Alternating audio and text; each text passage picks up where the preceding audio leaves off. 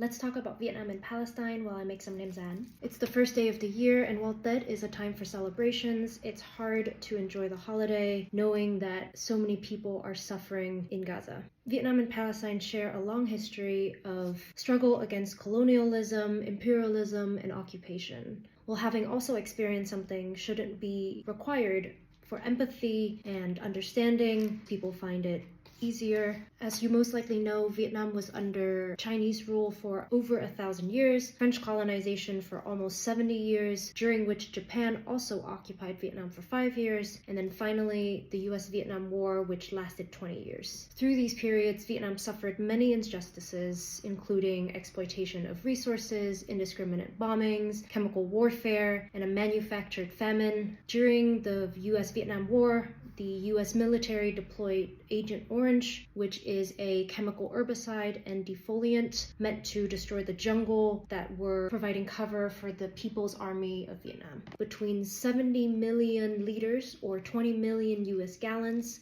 were sprayed, not just over forest land, but specifically cropland as well. Not only did this lead to food shortage for civilians, it also caused severe illnesses for those who were exposed to the chemical and genetic defects in their children as well. The parallel can be directly drawn to Israel's use of white phosphorus and herbicides. Exposure to white phosphorus can cause severe burns through skin and tissues. Use of white phosphorus directly against humans in a civilian setting violates international law. As for herbicides, the Israeli army has confirmed that it has sprayed aerial herbicides at least 30 times along the border with Gaza in the period from November 2014 to December 2018. While the herbicides were sprayed on the Israel side of the border, investigations suggested that the military tested for wind direction blowing towards Gaza before they sprayed. This has led to the destruction of crops and health impacts from exposure. During the Vichy French and Japanese occupation of Vietnam, between 400,000 and 2 million people are estimated to have starved to death